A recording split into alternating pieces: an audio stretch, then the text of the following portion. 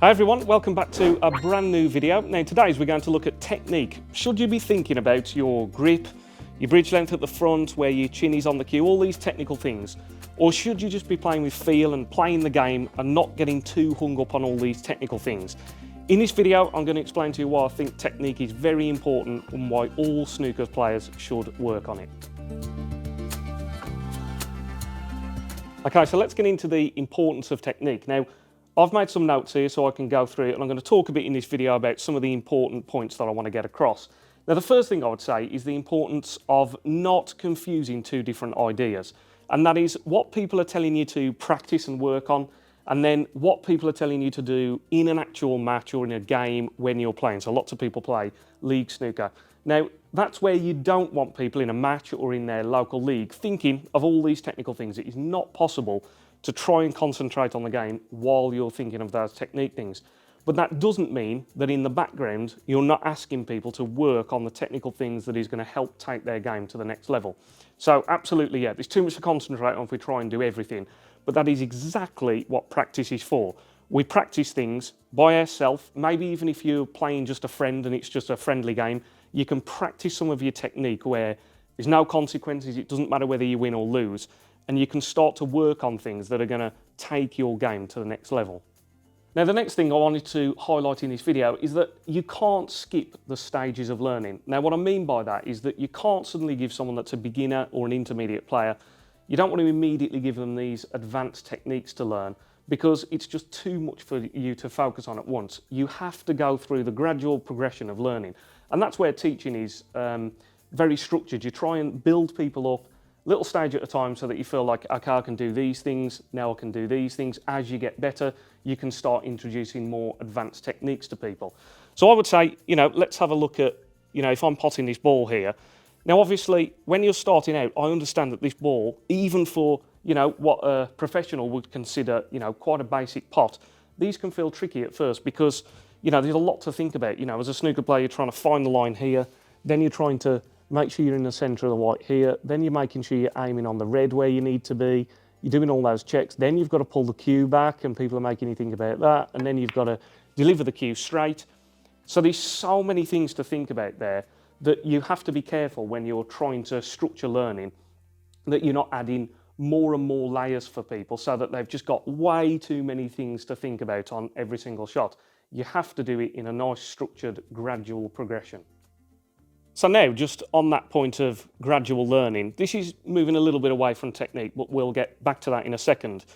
Let's just have a look at this black off the spot here. So I'm potting this black and I want to bounce off the cushion and get to these reds. Now, the absolute optimal way of playing this shot is to basically play a bit of a stun run through. So I want, instead of bringing the white wide and then players tend to get into the cue ball too much and land by this cushion, you actually hit a bit higher up and you play left-hand side. So you would want the white to come off the cushion and come towards these reds. So the shot I'm playing here is to, line that up, and then I'm trying to, just stun it off, a little bit of side when it hits the cushion, and I land in the middle of the table and on these reds nicely. Now, just on about that progression, when I was first learning to do these things, I tried to avoid, doing anything too complicated at first because I just wanted to get my fundamentals and a nice baseline level of potting ability. If I just grab the black here, so I've got the black. So I've got the white in that position again. There's so many things at first for you to think about here. You're trying to obviously do your technique correctly. You're trying to think about hitting the cue ball in the right place. You're trying to get the height on the cue ball correct. Then you might be asking someone to play a little bit of side on the cue ball there. And obviously, it depends on the power and all these complicated things. The potting angle changes whether you use side or, so if you use left-hand side, or if you use the middle of the cue ball, or if you use right-hand side. So there's lots of complicated things that happen. So I actually, as a snooker player, I need to be able to pot this black in all different ways. I need to be able to play it with left-hand side, middle balls. Sometimes I might need to get the white with some right-hand side, depending on where the reds are. But that's why I think when you're trying to build up a baseline of things, you've got to get a nice, solid foundation so that, you feel like you're just judging a potting angle, you're trying to keep everything simple, and you're building things up in layers. Right, now we're going to look at the technique. So I've done lots of detailed videos all about technique. There are so many things to think about.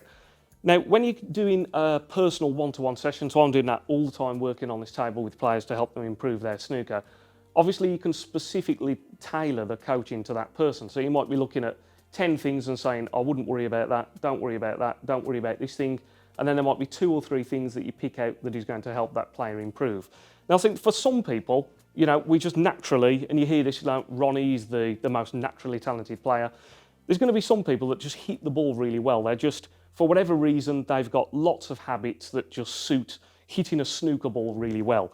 So, you know, I'm trying to, as I've talked about in my videos, I'm trying to stand behind the line, walk in, get my bridge about the right distance, do my nice feathers, pull the cue back, keep it flat, push the cue forward. And then when you're doing sessions with people on the table, they might have 1 or 2 bad habits or things that they don't realise that they're doing that is going to hold their snooker back. So one of the big ones you might see with a stun shot is that people think of it more of a bit of a jab, and then they also kind of like grip up on the cue because they're trying to generate the stun. And then of course on a basic shot to the middle there like that, it might feel like I'll get away with that technique. But then you're going to try and help a player train a better action that hasn't got that bad habit in, that is then going to serve them well all the way around the table. And now back to my point on players naturally doing things well. For some of us, it's much more helpful for somebody to put some good ideas into our mind. So I might have a player in front of me that comes to me for a one-to-one session. They're already 70, 80 break standard, and you don't really need to work on much of the technique because you feel that player is hitting the ball well, they've already got good habits. The next little stage for that person is probably going to be some shot selection, some more advanced techniques with how they actually control the cue ball so that they can make bigger breaks. But for lots of us, we're always going to feel like we want to improve. I mean, I always say that if you're looking at someone and they only make 30 breaks all the time, they're going to hit the ball exactly like somebody that makes 30 breaks. They won't look like somebody that's hitting the ball like a century break player, but making 30 breaks. You may get that very occasionally, but it's much more rare. So when you're working on the technique, you might be picking out a couple of things. So you might spot, like for example, on that stun shot that the player might grab, and then you might find someone has got habits with, you know, obviously, you know, you can put a bit of tension on your grip, but you don't want people suddenly grabbing, and, you know, a very common mistake is to suddenly squeeze the cue really, really, really tightly. That's something I see all the time. So you're always, almost that's why I've always said in videos, you're exaggerating with, you know, keep the grip relaxed, because the very common mistake is to grip it too hard. Then you might, you know, have a player that the right foot is falling well outside the line of aim all the time. So that'd be another common one, because you end up cueing underneath your body a little bit. It feels like the cue is under your body. You know, there's a good reason why I want to keep that, you know, that foot on the line of the shot, you know, and then I've got my foot, my chest, my cue all on that line. Now, you know, that doesn't have to be millimetre perfect, but certainly if you spot somebody and the foot is a long way off the line, or it's a long way to the other side of the line, I would be correcting those things so that that player has got a nice foundation to work on.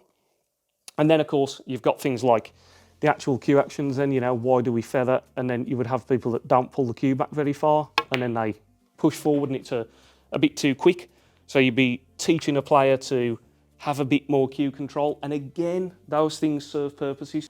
Yeah, so just on that backswing distance there, you'd be working with a player to, if I just move that out the way, you know, make sure that, yeah, they're doing their feathers, they've got enough of a runway to smoothly get the cue right through the ball so that they get some good screw back effect on the ball. So you're not doing those things for no reason. You don't want someone to think about all these complicated things, but you might have players that are doing, you know, fundamental things that are going to hold them back from having a very reliable, consistent cue action. Snooker is all about, as Ronnie O'Sullivan says, getting a good cue action. Like I said, it all goes back to the cue action. If you can find that little slot where you're cueing the ball nicely and you're going through the middle, you know, that's snooker, you know. If you can do that, you can consistently pop balls, and then you can work reliably on controlling the white and getting it to where you want to be on the next shot. So I think, yeah, all of us can be working towards having better technique. You know, none of us are hitting the ball like Neil Robertson or like Mark Selby. We're trying to get our cue action more and more consistent so that we can reliably pop balls. I mean, just thinking off the top of my head here, if I'm trying to think about what is the biggest challenge for a snooker player, it's almost certainly cue action. It's actually delivering the cue in a straight line. it feels like when we're delivering the cue, it almost feels like if you practice at home or even just on the table like I am, it feels like the easiest thing in the world to deliver the cue in a straight line. But we've actually got to get it in a straight line, we've got to get it at the right speed. There's ways that help us to do it so we're not putting excess tension on the cue or steering across shots, thinking about things in the right way. So yeah, we can all work towards being able to have a better cue action. What are the biggest problems that a snooker player faces? The cue action, actually being able to pot a ball consistently. The next one, probably angle recognition maybe. So we're not sure, when you get a big angle, so like if I've got a big angle on the blue, we're not 100% sure in our mind where to actually strike the ball to make it go in. So again, you'd be talking to players in detail about how they actually aim and how they try and pick those angles. And then you've got maybe the third problem, then you start to bring in, well, not only have we got to pot the ball and pick the angle, we've got to control the white ball so it goes perfectly onto the next shot as well. So you're constantly trying to work up in stages and make sure that, yeah, you're doing things bit by bit so that you can improve your game a bit at a time. And ultimately what you're working towards is doing all of these things so that when you're actually then playing a game of snooker, you haven't got to think about too much at all. You've just got to think odd little things like keep still. But you can really then think about controlling the white for the next shot. But in the background, what you're asking players to do in practice time when they're working by themselves, or if they're just working on technique, maybe playing a friend where there's no consequences, you're trying to build up such good habits that then you can do it in a match and in frames when it matters, and you can do it without too much conscious thought. But it's no different to learning anything. If you were trying to learn to play the piano, you would first have to put some conscious thought on, okay, where do my fingers need to go? What does this hand need to be doing? What does this one need to be doing? Once you can do it quicker. And then once you've got the fingers in position, then you can start to do it up to full speed, and you'll also do it without really even thinking about it. If you watch someone play the piano, it looks easy because they're just doing it without any conscious thought. That's where we're trying to get to in snooker, but hopefully this video gives you an idea of what you're trying to work towards with your game. You're trying to improve your technique in practice so that in a match it feels better. So as always everybody, I really hope you found this video useful. Like, comment, subscribe, all the usual stuff. For anyone that's interested in any personal one-to-one coaching sessions, I'm working on this very table all the time helping players to improve their game. All my details are in the description box below, so if you have a look there, contact me and I'd love to help you with your game. As always, thanks a lot for watching everybody. Stay tuned for next week's video. Cheers.